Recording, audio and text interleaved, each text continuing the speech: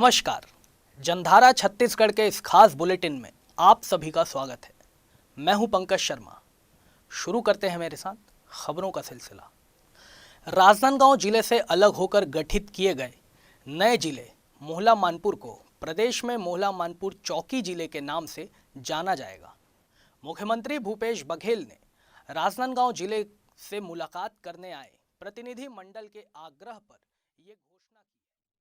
प्रतिनिधि मंडल से सीएम बघेल से आग्रह किया कि नए जिले के नाम में चौकी का भी नाम जोड़ा जाना चाहिए ताकि मोहला मानपुर के साथ साथ चौकी क्षेत्र का भी समुचित विकास हो सके। बिलासपुर में एक रेल इंजन डिरेल होकर सड़कों में दौड़ने लगा।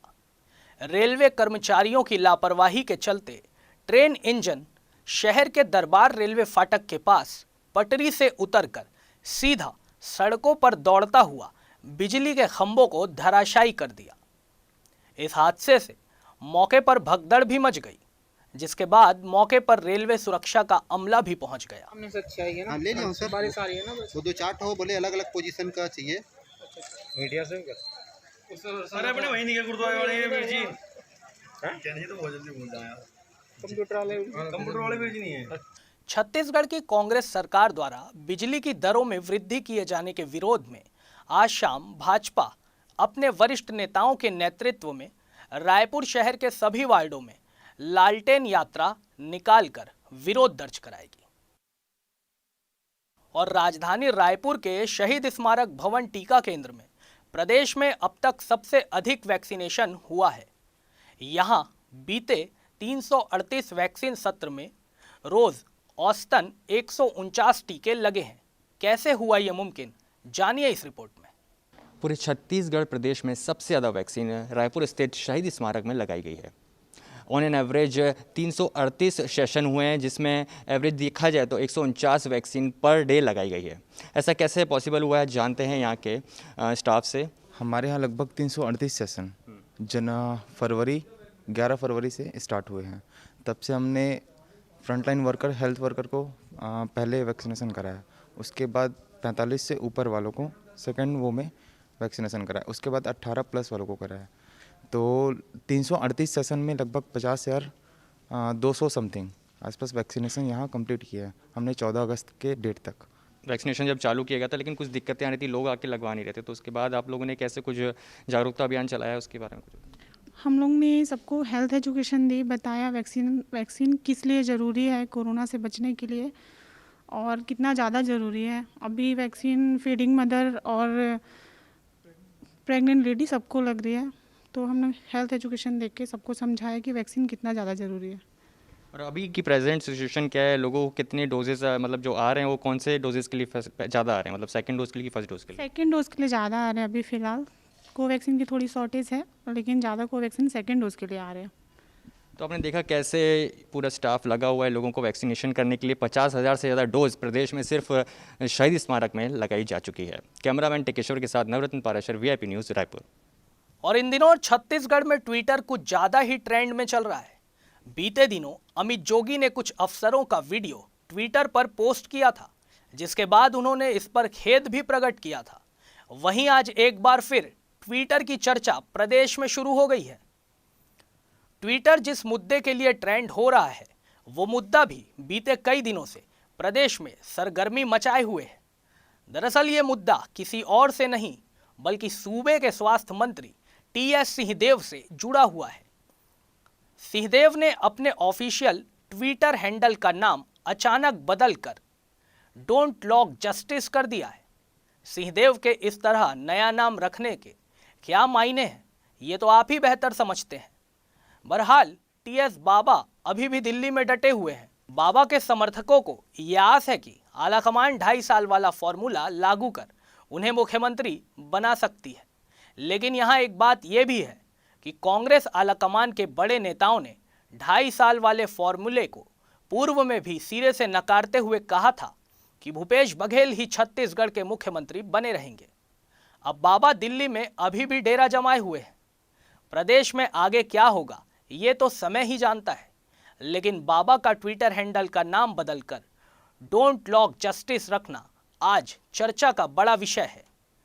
चर्चा का एक विषय ये भी है कि कोविड की तीसरी लहर आने को है, जिससे लोग भयभीत हैं और टीएस सिंहदेव दिल्ली में डेरा जमाए हुए हैं। प्रदेश में अल्प वर्षा की मार झेल रहे किसानों के लिए एक अच्छी खबर है। प्रदेश के कैबिनेट मंत्री रविंद्र चौबे ने किसानों के हितों को ध्यान में रखते हुए एक बड़ा बयान दिया है। मंत्री रविंद्र चौबे का कहना है कि छत्तीसगढ़ में खंड वर्षा हो रही है। मुख्यमंत्री भूपेश बघेल ने जल संसाधन विभाग को निर्देश दे दिए हैं कि किसानों की फसलों को बचाने बांध से पानी छोड़ा जाए। गंगरेल बांध में केवल 39% पानी है। दुर्ग और बालोद जिले में कम बारिश हुई है। तांदुला कॉम्प्लेक्स भी अभी सूखा है। इसके बावजूद किसानों को नहरों में अब पानी मिलने लगेगा। खंड वर्षा के कारण हमारे किसानों को अब कहीं कहीं सिंचाई के लिए पानी की आवश्यकता है। 15 अगस्त को कल कार्यक्रम के बाद आदरणीय मुख्यमंत्री जी श्री भूपेश बघेल जी से किसान प्रतिनिधियों ने मुलाकात की थी और जनप्रतिनिधियों ने भी उनसे लगातार मांग की कि अब जलाशयों से पानी छोड़ा जाना आवश्यक है। मैंने पहले कहा था कि दुर्ग बालोद जिले में वर्षा कम हुई है। मोंगरा तांदुला कॉम्प्लेक्स में पानी लगभग बहुत कम है और एमआरपी में रविशंकर परियोजना गंगरेल बांध में भी पानी 39% ही है। बहुत ज्यादा पानी छोड़ने की स्थिति में हम नहीं है, लेकिन आदरणीय मुख्यमंत्री जी ने निर्देश दिए कभी मानसून का पूरा वक्त बचा है, वर्षा होगी, हमको सबसे पहले किसानों के फसल बचाने की आवश्यकता है। इसलिए तत्काल किसानों के खेतों में पानी पहुंचाने के लिए बांधों से व्यपवर्तनों से पानी छोड़ दिया जाए। उसी के परिप्रेक्ष्य में आज सिंचाई विभाग के सभी उच्च अधिकारियों के साथ हमने बैठक लिया है। आज ही निर्देश जारी किया गया कि जितना पानी अभी बांधों में है, किसानों की फसल बचाने के लिए तत्काल आज से ही पानी खेतों के लिए सिंचाई के लिए छोड़ दिया जाए और इस निर्णय को आज की बैठक में अंतिम रूप दे करके पानी छोड़ने का निर्देश दे दिया गया। आज शाम से नहरों में पानी चलना प्रारंभ हो जाएगा। और भाजपा ओबीसी वर्ग मोर्चा के राष्ट्रीय अध्यक्ष के लक्ष्मण ने राजधानी रायपुर में ओबीसी वर्ग मोर्चा प्रदेश कार्य समिति की बैठक ली। इस बैठक के बाद के लक्ष्मण ने प्रेस वार्ता कर कांग्रेस सरकार पर जमकर निशाना भी साधा है। वहीं प्रदेश के कृषि मंत्री रविंद्र चौबे ने इसका पलटवार भी किया। कुशाभाऊ ठाकरे परिसर में हुई बैठक के बाद भाजपा ओबीसी मोर्चा के राष्ट्रीय अध्यक्ष डॉक्टर के लक्ष्मण ने प्रेस वार्ता लेकर बताया कि भाजपा की सरकार बनने के बाद से प्रधानमंत्री नरेंद्र मोदी द्वारा ओबीसी वर्ग के हित में कई प्रशंसनीय कार्य किए गए हैं। इनमें कुछ ही दिन पहले जारी हुई ओबीसी बिल भी शामिल है। उन्होंने बताया कि इसके तहत देश भर के ओबीसी वर्ग के लोगों को बड़ा लाभ मिलने वाला है। मोदी सरकार ने अपने मंत्रिमंडल में 37% ओबीसी वर्गों को भी शामिल किया है। वहीं छत्तीसगढ़ सरकार द्वारा ओबीसी वर्ग को 27% आरक्षण दिए जाने को लेकर भी बड़ा बयान उन्होंने दिया है और कहा है कि यहाँ कांग्रेस की सरकार ओबीसी आरक्षण के नाम पर धोखा दे रही है। ये मोदी जी का ये सोशल जस्टिस के नाम पर आज पिछड़ा वर्ग हो, अनुसूचित जाति हो, अनुसूचित जनजाति हो, महिला हो और हमारे माइनॉरिटी हो, आज आर्थिक रूप से जो गरीब परिवार है उनके लिए सबका साथ, सबका विश्वास, सबका विकास, आज तो ये नारा को सबका प्रयास से एक नवभारत निर्माण के अंदर सभी लोगों को जोड़ना, ये सिर्फ और सिर्फ मोदी से मुमकिन हो। ये चीज़ों को लेकर हम पूरा देश भर ओबीसी मोर्चा मंडल स्तर से लेकर गांव से लेकर राष्ट्रीय स्तर किस तरह मान सम्मान मोदी जी सरकार में आज पिछड़ा वर्ग को मिल रहा है, किस तरह ये कांग्रेस पार्टी और अन्य क्षेत्र दल धोखा देते आई हुए, ये सब बातों को लेकर हम लोगों के बीच में जाएंगे, जन तक जाएंगे और जागृति करेंगे। आपको सही में अगर पिछड़ा वर्ग के लिए हित के लिए काम करना है तो आज बघेल जी सरकार है, आपको पूरा पावर दिया गया है। आप जो कोर्ट में जो खारिज हुआ उसको आज राजनीतिक दौर से आज असेंबली में फिर दोबारा अब उसको प्रस्ताव करके पारित करके आरक्षण भी दिया जा सकता। सरकार के खिलाफ दिए गए बयान को लेकर छत्तीसगढ़ के कृषि मंत्री रविंद्र चौबे का बयान भी सामने आया है। उन्होंने पलटवार करते हुए कहा है कि 15 सालों तक प्रदेश में भाजपा की सरकार थी, लेकिन उनके द्वारा दिखावा तक भी नहीं किया गया। उन्होंने कहा है कि कांग्रेस दिखावे की राजनीति नहीं करती है। वहीं उन्होंने यह भी बताया कि छत्तीसगढ़ में पूर्व में ही हेड काउंट के निर्देश भी दिए जा चुके हैं। राशन कार्ड निर्माण के समय हेड काउंट के काम लगभग पूरे हो चुके हैं। इसे लेकर मुख्यमंत्री भूपेश बघेल ने पहले ही फैसला ले लिया था। वहीं यह भी कहा है कि इसे लागू होने के बाद देश में छत्तीसगढ़ पहले स्थान पर होगा। अब हम दिखावा कर रहे हैं इसको तो उन्होंने कह दिया। 15 साल डॉक्टर रमन सिंह जी की छत्तीसगढ़ में हुकूमत थी, उन्होंने दिखावा करने की भी जरूरत क्यों नहीं की? कांग्रेस कभी दिखावे की राजनीति करती नहीं है। हिंदुस्तान के संविधान को निर्माण करने वाली कोई संस्था है तो कांग्रेस है। अनुसूचित जाति, जनजाति, ओबीसी, माइनॉरिटी, अल्पसंख्यक सभी वर्गों के हितों का ध्यान रखा गया है। अभी आरक्षण की नई परिभाषा जो लगातार अलग अलग जगहों में अलग अलग प्रकार से की जा रही है, छत्तीसगढ़ में वो थोड़ा सा भिन्न है। हेड काउंट के निर्देश छत्तीसगढ़ में पूर्व से ही दिए जा चुके हैं। नंबर 1, छत्तीसगढ़ में हम लोगों ने लगभग जब राशन कार्ड बनवाया था तब भी हेड काउंट का काम लगभग छत्तीसगढ़ में ओबीसी का हो चुका है। इधर राजधानी रायपुर के जिला अस्पताल में पोस्टमार्टम की सुविधा जल्द शुरू करने की तैयारी है। इसके लिए जिला अस्पताल पंडरी में पोस्टमार्टम गृह की बिल्डिंग भी तैयार हो चुकी है। वहीं पोस्टमार्टम के लिए इक्विपमेंट खरीदने की भी तैयारी चल रही है। बता दें, राजधानी के अंबेडकर अस्पताल में स्टाफ की कमी के चलते प्रतिदिन 12 से 15 शवों का पोस्टमार्टम ही हो पाता है। साथ ही समस्या के चलते दूर दराज से पहुंचने वाले लोगों को भी काफी परेशानियों का सामना करना पड़ता है। पोस्टमार्टम की समस्या को देखते हुए लंबे समय से जिला अस्पताल में सुविधा शुरू करने की मांग की जा रही थी। इसके लिए अनुमति भी दिया गया था, लेकिन शुरुआत नहीं हो पाई थी। बढ़ती समस्या को देखते हुए जल्द ही जिला अस्पताल में पोस्टमार्टम की सुविधा लोगों को मिलने वाली है। हमारी बिल्डिंग रेडी है, सिविल ने भी वर्क कर कंप्लीट दे दिए हैं, डॉक्टरों की भी ट्रेनिंग हो चुकी है और अभी की डेट में एटॉप्सी टेबल का हमारे इशू था जिसको हम लोग अभी टेंडर लगा दिए हैं।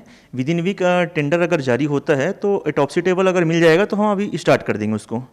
तो मंथ की एंडिंग में हमारा स्टार्ट होने का फुल चांसेस है। हम लोग अभी रिक्वायरमेंट बना के दिए हैं स्टेट में स्वीपर्स के लिए और जो सफाई कर्मी उनके लिए, ताकि राउंड द क्लॉक हमारा प्रॉपर चैनलाइज हो सके। बता दें कि भवन तो बनकर तैयार हो गया है, लेकिन अभी भी इक्विपमेंट खरीदने की तैयारी चल रही है। साथ ही स्टाफ की भर्ती नहीं हुई है। मरचूरी में 6 बॉडी डीप फ्रीजर अवेलेबल है, लेकिन अभी एटॉक्सी टेबल नहीं है। तमाम जरूरतें अभी भी पूरी करनी है। अब देखने वाली बात ये होगी कि खाली पड़े पदों पर भर्ती कब तक होती है और लोगों की समस्या का हल कब तक होता है। कैमरामैन टिकेश्वर साहू के साथ वीआईपी न्यूज से पद्मा कुलदीप। अभी लेते हैं एक छोटा सा ब्रेक।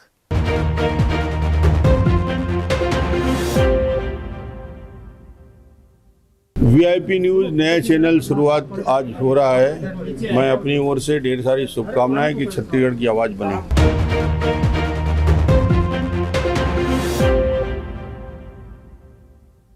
ब्रेक के बाद एक बार फिर आप सभी का स्वागत है। अब देखिए सुभाष की बात की बात में याद आ जाती है कोई ना कोई बात, कभी जाहिर सी बात तो कभी राज की बात देश की, दुनिया की, रीति की, रिवाज की, आवाम के हालात की, राजनीति की, बिसात की, घात की, प्रतिघात की, शह और बात की। सुनिए सुभाष की बात, और बात निकलेगी तो दूर तलक जाएगी। देश में अगर बेटियां मायूस और नासाद हैं, दिल पे रख कर हाथ कहिए देश क्या आज़ाद है। आधी शिक्षा, आधी रोटी, आधी मजदूरी मिली, सब हुए आज़ाद पर न इनको आज़ादी मिली। इनकी हालत तो अभी तक हर तरफ बर्बाद है। दिल पे रख कर हाथ कहिए देश क्या आज़ाद है।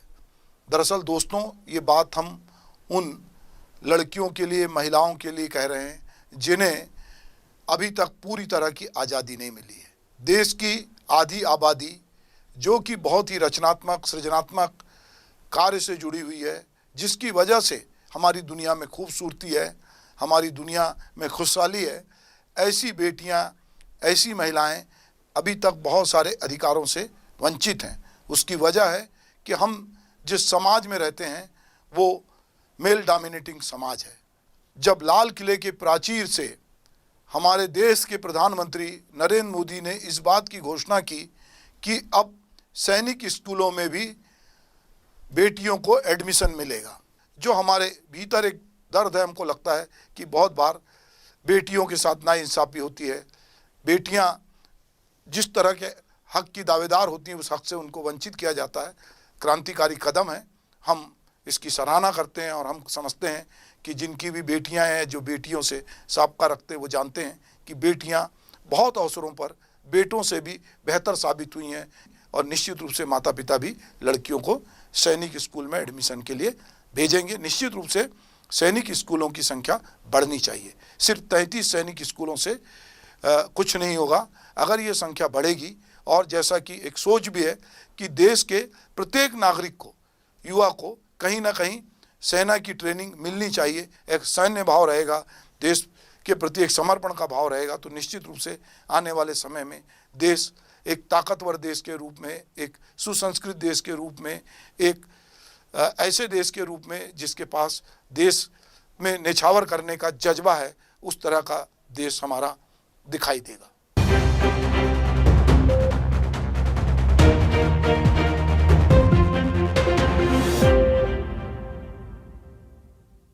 और रायपुर जिले में लंबे समय से एक ही थाने में जमे थाना प्रभारियों पर जल्द ही गाज गिर सकती है। रायपुर एसएसपी अजय यादव लगातार रिव्यू बैठक कर थानेदारों की परफॉर्मेंस का आकलन कर रहे हैं। पेंडिंग केस से लेकर मामलों के निपटारों में थानेदारों की भूमिका और शिकायत भी पैमाने पर परखी जाएगी। साथ ही समन्स वारंट की तामीली और क्षेत्र में थानेदार के सहभागिता को भी रेखांकित किया जाएगा। इन सब से हटकर लाइन में खड़े थानेदारों को भी मौका मिल सकता है।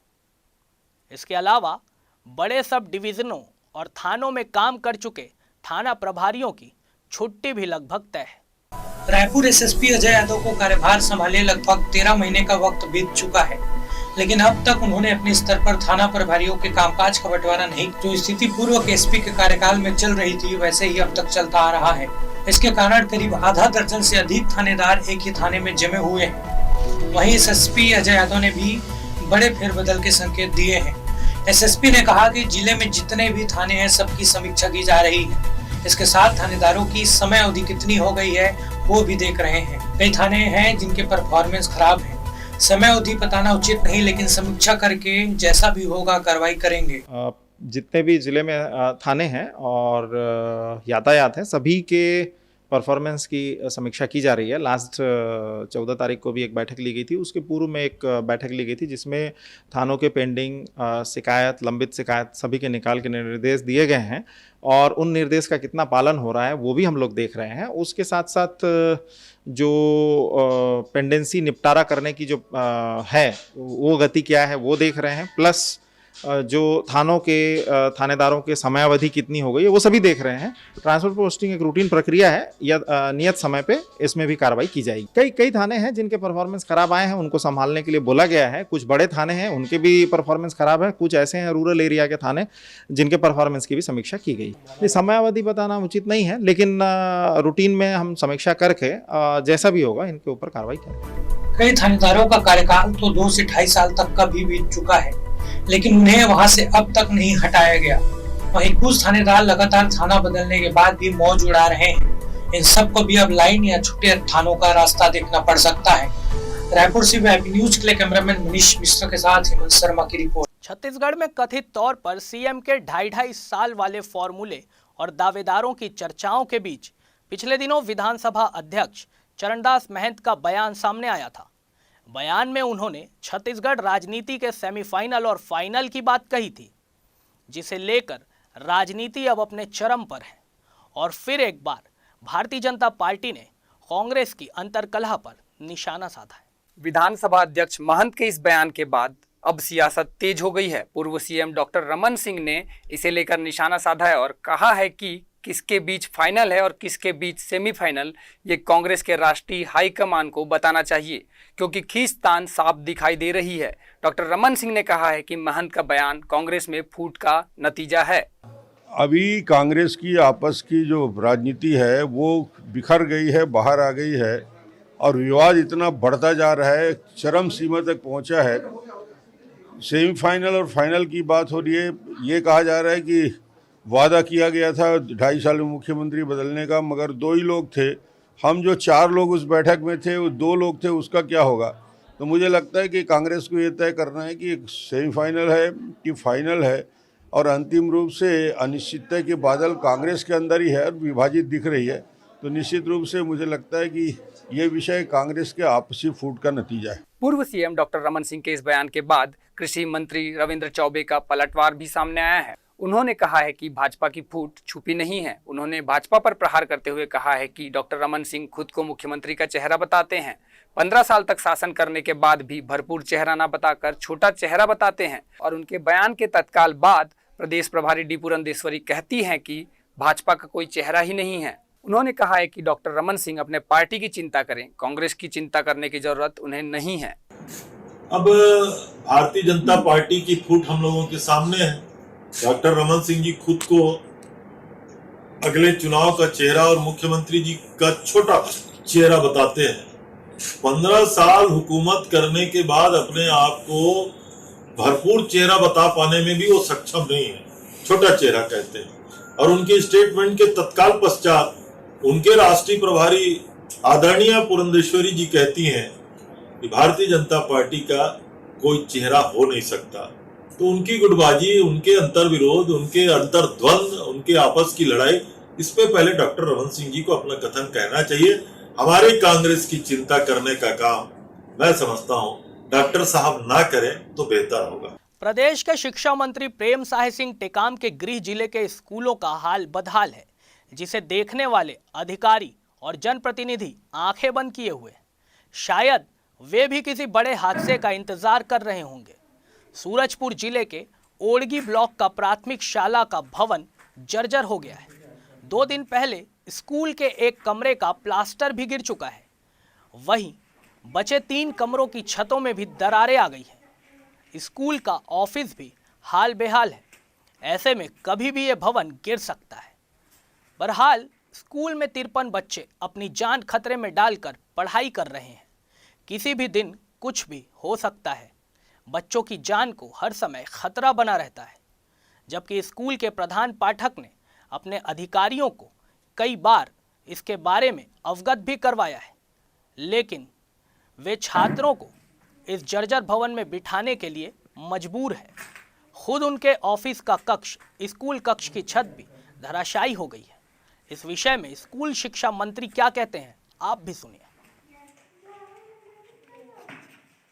ये पिछले 2-3 वर्ष से इसका छत गिरना चालू हुआ है। इस समय कई अधिकारी भी आए, हमारे अधिकारी भी आए, सबको दिखाया कि बिल्डिंग जर्जर हो गई है और इसका छत गिर रहा है। और इस वर्ष फिर भी कार्यालय का और सामने का भी पूरा छत गिरना चालू हो गया है। इसलिए सला भवन लगाने योग्य नहीं है, लेकिन मजबूरी की वजह से हम अपना यहाँ किसी प्रकार से देखो कि लगा रहे हैं। तो किसी कभी भी समय यहाँ हादसा होने का शंका है। इस समय बहुत दिक्कत होता है, लगता है कब गिर जाएगा, क्या होगा, लेकिन स्कूल भी लगाना हमारा मजबूरी है। इसलिए स्कूल को संचालन किसी प्रकार से कर रहे हैं। इसकी जानकारी दे दी गई है और यहाँ कई अधिकारी जांच में भी आए थे, स्कूल देखने आते हैं तो उनको भी दिखाते हैं कि हमारा शाला भवन जो है पूरा जर्जर है, यहाँ शाला भवन लगाने योग्य नहीं है। और जो जानकारी यहाँ से मांगा भी जाता है, हर जानकारी भी स्कूल को जर्जर लिख कर दिया जाता है। देखिए, स्कूलों की जो जर्जर की स्थिति है कोई एक दिन में नहीं हुआ है, ये बहुत पहले से अब चलता आ रहा होगा। लेकिन जहाँ जहाँ इस प्रकार की शिकायतें आ रही हैं, उनको मरम्मत का, अतिरिक्त कमरे का, उसकी व्यवस्था कर रहे हैं ताकि पढ़ाई में निरंतर बनी रहे। बारिश का ये मौसम किसानों के लिए वरदान होता है। सावन भादों का महीना ही किसानों के लिए खेती का मुख्य महीना होता है। मगर ऐसे वक्त में गरियाबंद विकासखंड के किसान खाद की किल्लत से जूझ रहे हैं। वहीं गरियाबंद जिले के जिम्मेदार अधिकारी खाद पर्याप्त मात्रा में उपलब्ध होने का दावा कर रहे हैं। गरियाबंद जिले के आसपास के Barula LAMPS, Dhawalpur LAMPS, Piparchhedi LAMPS, Amdi LAMPS में खाद के लिए रोजाना दर्जनों गांव के सैकड़ों किसान चक्कर काट रहे हैं, पर खाद उन्हें नहीं मिल पा रही है। खाद की समस्या तो है अपने क्षेत्र में, और सबसे परेशानी ये है किसान को 15 जून के पहले शासकीय नियम के अनुसार खाद और बीज मिल जाना चाहिए। बाकी अभी तक ये मान कर चलो 1 रुपया में 25 पैसा किसान को ही खाद बीज उपलब्ध हो पाया है, और बाकी किसान खाद और बीज के लिए भटक रहे हैं। ज़्यादातर खाद के लिए, बीज का तो अपने कैसे करके दुकान से भी व्यवस्था कर लेते हैं, बाकी ज़्यादातर परेशानी खाद के लिए है। और समय में यदि खाद नहीं मिला तो उपज कम आएगा, और उससे किसान का कहना चाहिए ये मान कर चलो 25 से 50% नुकसान होगा। ज़्यादातर हमारे जो ज़मीन है रासायनिक के आदी हो चुके हैं, उसके अनुसार से कहना चाहिए लेम से या गवर्नमेंट व्यवस्था नहीं कर पा रहा है। कौन कौन से खाद की आवश्यकता है? अपने यहाँ सबसे पहले डीपी, यूरिया और पोटास, और एक राखड़, ये 3-4 वैरायटी का जो खाद है उसके ज़रूरत ज़्यादा पड़ते हैं। अक्सर किसान को जैसे रोपाई के समय डीपी का, और बुआई के समय राखड़ का, चलाई के समय पोटास, यूरिया का, ये सब चीज़ अभी उपलब्ध नहीं है, और इसी कारण कहना चाहिए सबसे ज़्यादा किसान को परेशानी हो रहा है और आर्थिक तंगी के शिकार हो रहे हैं किसान। खाद बहुत पहले से भूले से शासन द्वारा यहाँ फिर भी यहाँ तक के नहीं पहुँच पाया है, और खाद किसानों को उपलब्ध नहीं हो रहा है। यहाँ तक कि शुरू में अपना यूरिया और राखड़ को ही दिए थे, इसके बाद यहाँ ना डीपी, सुपर फास्फेट, या ये सारी चीज़ खाद तो उपलब्ध नहीं है, भिजवाई भी नहीं, ना छीट नहीं रहा किसान। बहुत तकलीफ हो रहा है खाद की दिक्कत।